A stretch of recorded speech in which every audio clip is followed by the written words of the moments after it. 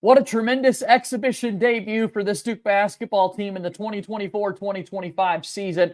Dominant victory over Lincoln. I think this Duke basketball team is incredible and can win it all this season. Let's discuss that and more on today's episode of Locked On Blue Devils.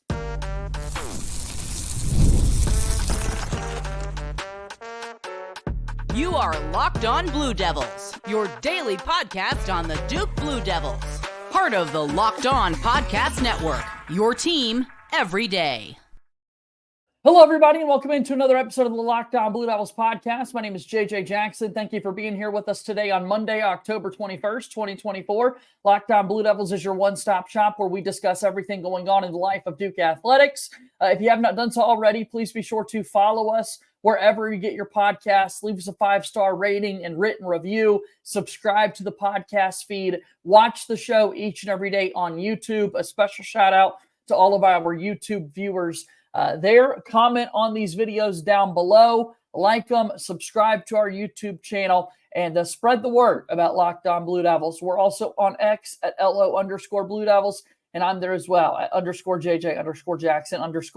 Our pal Jordan Mann of the Big J and Little J show makes his long-awaited return to the Locked On Blue Devils podcast, and in good fashion, as we're talking about a very impressive victory for the Blue Devils over Lincoln. I thought on Saturday we saw just how talented this basketball team is. They were supposed to win by a whole lot, and that's exactly what they did against a Division II team. Nonetheless, I think the Duke basketball team proved that they are absolutely for real and capable of accomplishing just about anything that they set their minds to, and we'll discuss that throughout the course of today's show. So here he is. Jordan Mann's with us on the program. Good to see you once again, my friend, and I'm glad we actually had Duke basketball against another team to watch this past weekend.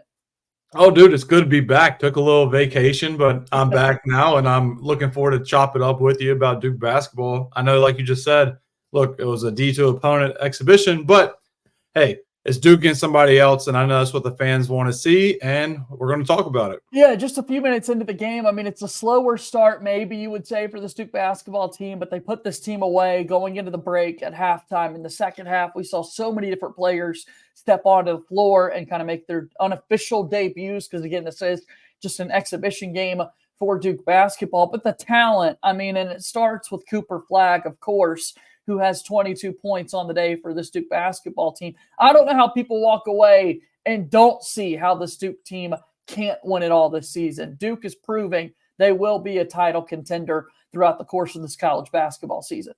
I mean, you're hitting home runs right now, right away, JJ.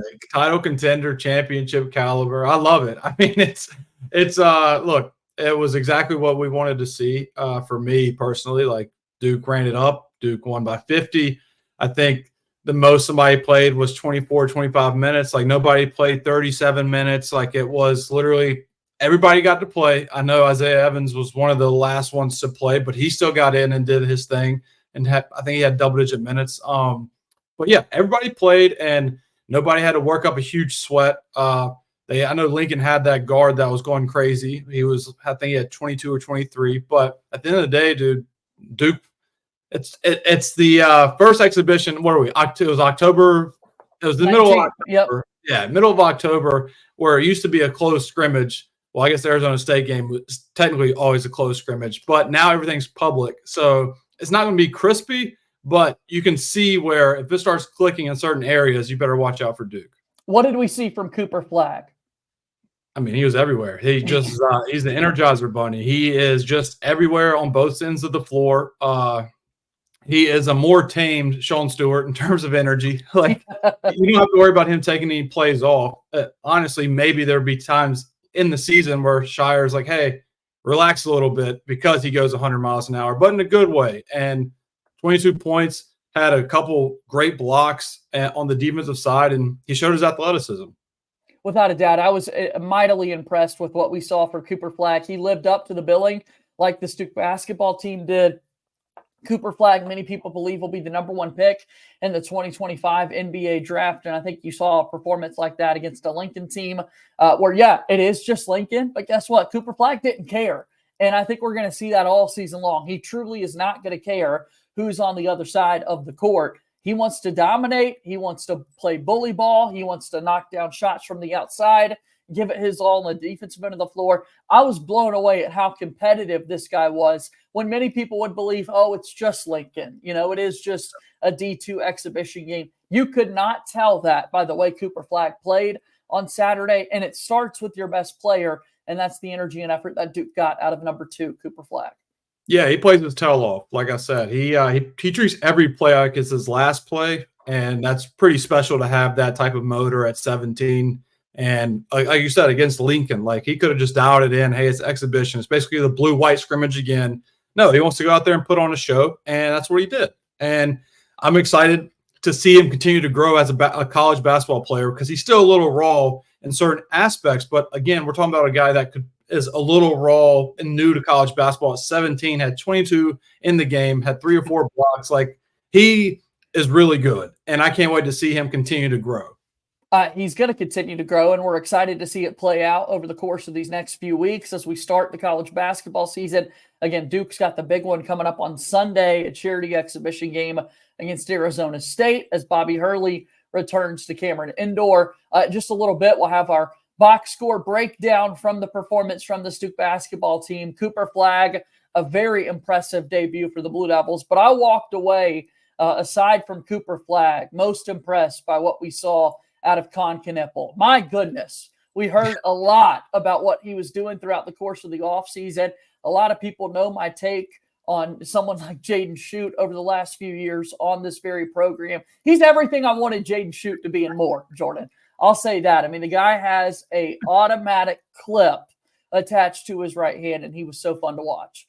Yeah, I mean, it's a good thing Knueppel rhymes with triple because you're going to be hearing that a lot this season. Whoever was broadcasting the game kept saying Knueppel triple. Chris Edwards, yeah. Yeah, it was Chris Edwards, and I'm like, this is perfect. This is exactly – every time he shoots a 3, you have to call it a Knueppel triple. Yeah. 2K guys would know Killer Kyle Korver. Now you got Killer Kon Knueppel. So the kid can shoot, and he, as we just talked about Cooper Flagg being animated, high energy – Kon is just a silent assassin. Like when he had the poster dunk on the guy for Lincoln, Cooper Flagg reacted like Cooper Flagg did it himself. Like he was so pumped up for his guy, which you love to see as your teammate. And Kon Knueppel was just going back on defense. Like that type of mentality should scare everybody, that he treats a poster like he does a free throw. Just no emotion, gets back, and he's built for away games. ACC road games, Kon Knueppel is made for that environment. Yeah, he doesn't miss three-point shots often, and that was actually off of a missed three-pointer that Kon Knueppel made. Khaman Maluach gets the rebound, and then a bounce pass to Knueppel driving down the baseline, and he posterizes the defender. I was stunned by that, man. I was freaking out, much like Cooper Flagg was. I didn't know Kon had that in his bag, but I welcome more and more of those plays throughout the season, man. That was awesome. We call that sneaky bounce, JJ. That's sneaky bounce. See, I was not expecting it either. I wasn't watching, but then I saw people tweeting Kon poster, and I was like, huh. And then I saw the clip, and he even extended a little bit, and I was like, oh, my God. It was a poster. Clean. It was everything. Yeah. And he just didn't react. He just got back on defense, and I'm like, this kid, when you have that mentality after you have a poster, that's scary, and that's a good thing to do. All right, we're going to tell you what other numbers stand out to us after this debut of the Duke basketball team. We'll do that when we take our first time out here on today's episode of Locked On Blue Devils. Locked On Blue Devils here today is brought to you by our friends over at ZBiotics. The pre-alcohol probiotic drink is the world's first genetically engineered probiotic. It was invented by PhD scientists to tackle rough mornings after drinking. Here's how it works. When you drink, alcohol gets converted into a toxic byproduct in the gut. It's this byproduct, not dehydration, that's to blame for your rough next day. Pre-alcohol produces an enzyme to break this byproduct down. Just remember to make ZBiotics your first drink of the night. Drink responsibly, and you'll feel your best tomorrow. Go to zbiotics.com/lockedoncollege to learn more and get 15% off your first order when you use Locked On College at checkout. ZBiotics is backed with 100% money-back guarantee. So if you're unsatisfied for any reason, they'll refund your money, no questions asked. Remember to head to zbiotics.com/lockedoncollege and use code LockedOnCollege at checkout for 15% off. ZBiotics is a proud sponsor of Locked On Blue Devils. All right, we're back on the show here today. JJ Jackson joined by my good friend Jordan Mann of the Big J and Little J show. We're talking about the Duke basketball victory over Lincoln, and more than anything, man, just such a good feeling to see Duke play somebody other than themselves, other than Countdown to Craziness, other than summer-long chatter as to what exactly this team's going to be. We got to see it, man. We got to see them play together as one against an opponent. Yeah, I mean, that's what we want to see, right? Like, this is what you have that itch with this recruiting class that came in. The portal guys came in. We saw the videos on Duke Blue Planet during the summer. Can it translate against an opponent? And obviously Lincoln, like we said, Division II, but hey, you got a taste of what this offense can look like. And as you see right here, 107 to 56, it just 107 points, dude, and Duke shot over 50% from the field. So I'd love to see it. Yeah, 51-point margin of victory for the Blue Devils in this win. An impressive all-around performance. Cooper Flagg leading the way, like we talked about, with his 22 points. Tyrese Proctor actually had the second most for the Blue Devils with 19, and then you had the 17 from Kon Knueppel. Those were the only three guys in double figures for the Blue Devils. I guess we talked about Cooper and Kon, but what about the effort from Tyrese Proctor, who did not start the game? By the way, the starting five for the Blue Devils, an interesting one: Foster, Flagg, Brown, Knueppel, and James. But it was Tyrese Proctor coming off the bench, who I was very impressed by his performance. Yeah, I thought he played lights out. I know people were criticizing him a little bit for Countdown to Craziness. I didn't see the highlights. I just saw some tweets that were saying that Tyrese Proctor didn't look like Tyrese Proctor, but I just want to go on record and say blue-white scrimmage does not matter. So it's good to see that he bounced back and had a clean performance. I'm breaking down film right now, and we'll have that out. But Tyrese Proctor catching, shooting threes, 2 for 4 from 3, shot 40% from 3 on catch and shoots, continues to do that well. 7 of 8 from the free throw line. That is the one area I'm going to nitpick. JJ, 18 of 26. Cooper going 4 of 7. Caleb Foster, 1 of 2. We know Foster struggled a little bit last year as a guard from the line. Cooper, 4 of 7. Again, nitpicking. If I'm going to nitpick a 51-point win, I got to see the free throws get somewhere to start. Yeah. Yeah, that's somewhere to start. And talk about the starting five. I know Proctor came off the bench, but I would go out on a limb and say we'll expect a different starting five against Arizona State. Yeah, I mean, look, that's exactly what we're seeing. A lineup that is so deep, when you've got the minutes distributed so evenly amongst the team. We know once we get into the heart of the season, we'll see a couple of guys get into the 30-minute mark, right? Cooper Flagg is that good. Let's let him play a ton of the basketball game. I think that's going to be important for Duke's success. But right now, trying to figure out what lineups work well together, who deserves the playing time. But if we wanted to critique the little things, something like the free throw shooting would be something to point at, right? We've got specialty stats here on the right side of the screen here from the Duke basketball game. Duke was 7 for 7 on dunks. I love getting up and playing above the rim, but 7 of 14 on layups, like missing half of the ones right around the rim. That would be an area to clean up as well. Yeah, and again, I want to preface this for Duke players or coaches are watching or listening to this. I know it is October. I know it's going to be sloppy to start. But for content, the one thing I would say is free throws and then, 50% on layups. But one thing I will shout out is 25 assists on 37 made baskets. You have 5 guys with 3 or more assists. Cooper had 6, and Kon Knueppel had 3 offensive rebounds. Like, just guard play was phenomenal for Duke at all aspects offensively. Yeah, you love to see it. This Duke team with Khaman Maluach coming off the bench for this game. Again, his large frame, he finishes the day with just 4 points, 1 made field goal out of his 4 attempts. But how about 11 rebounds and 2 block shots, including 6 on the offensive end of the floor. 20 minutes of action for Khaman. I loved it. I thought he was super active. I think he's going to get more and more comfortable as the season goes on. And, pretty impressive. He knocked down both of his free throw attempts. Yeah, Maluach I have come impressed with watching this game. He had 1 assist, and obviously it was the Kon poster we talked about, but he had another pocket pass to Proctor where Proctor got fouled on a layup where I was like, how does a 7-footer throw that pass? And I'm going to break that down in the film breakdown, but his vision and confidence with the ball in his hands to distribute is something that Duke fans need to really appreciate, because he does not get overwhelmed where he is on the floor passing the ball, which is a special thing to have for a guy that's been playing basketball for like 4 years.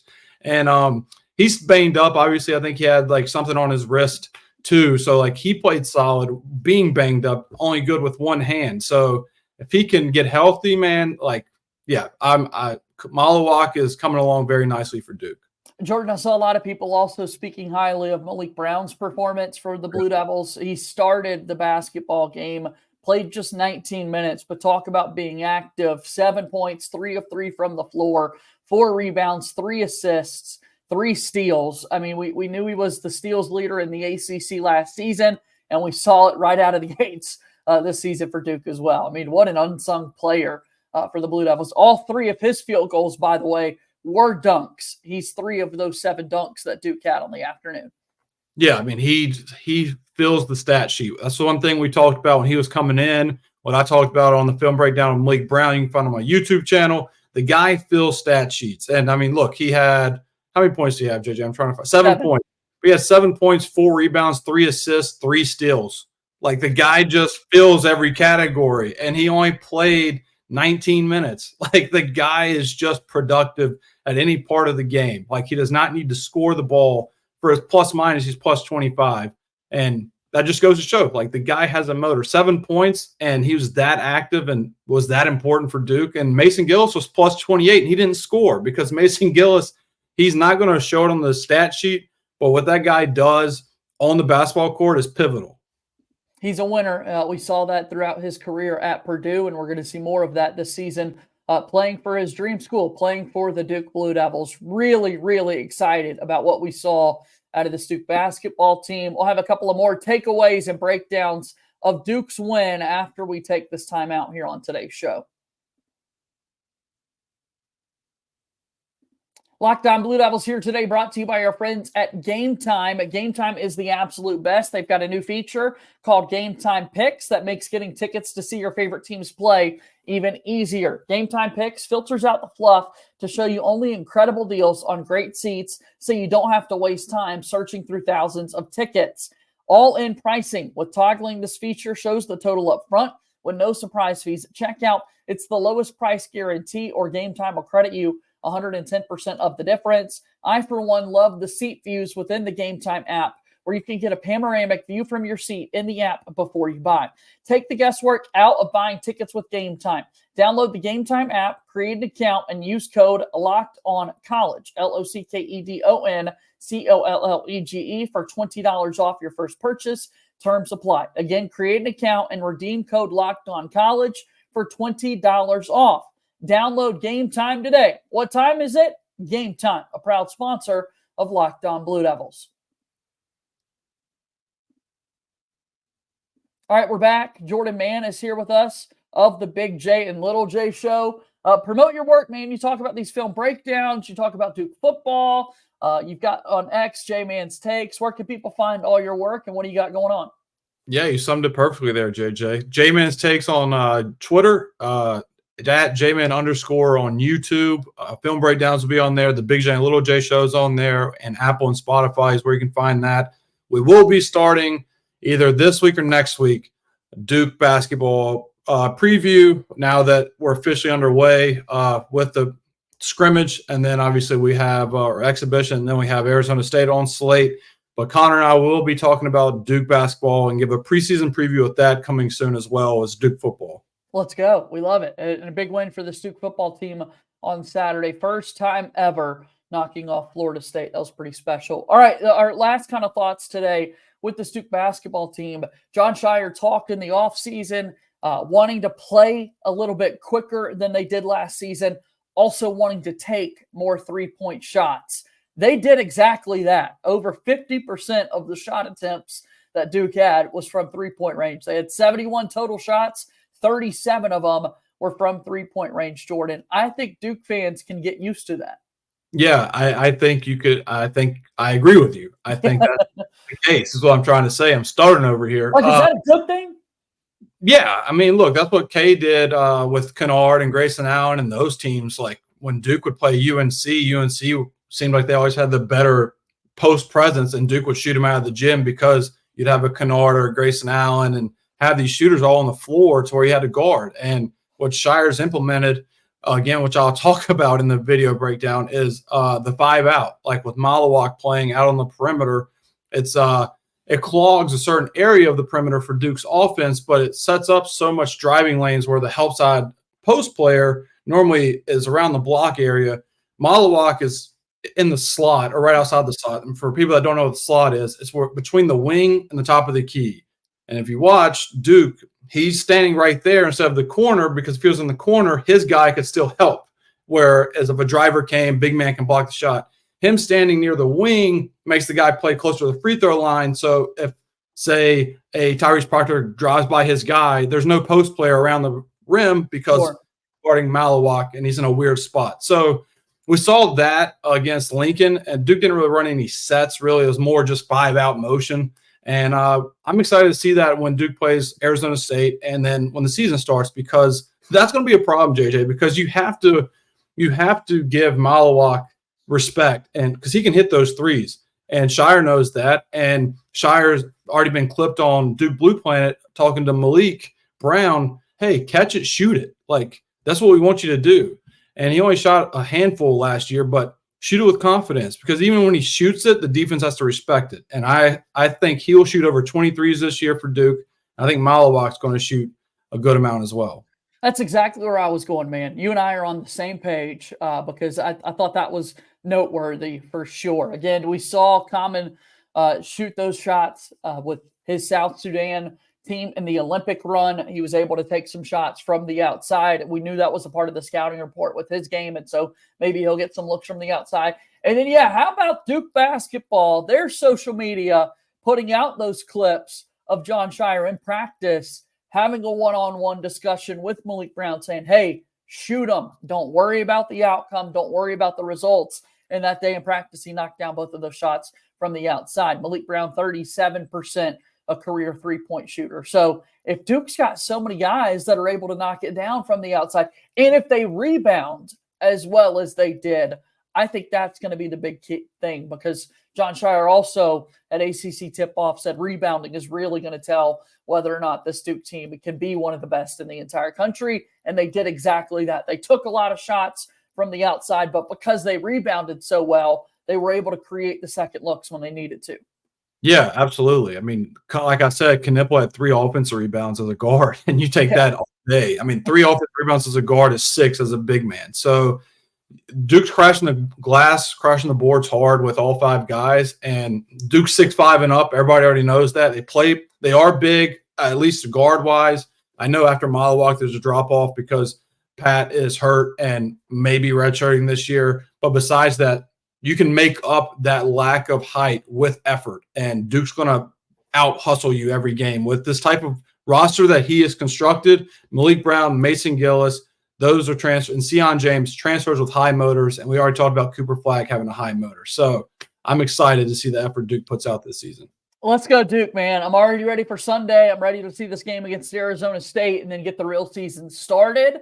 It's going to be a long season for sure, but very, very, very optimistic after what we saw. Again, a 51-point win for Duke over Lincoln. Jordan, it's so great to see you as always, man. We'll have to do this again sometime soon, okay?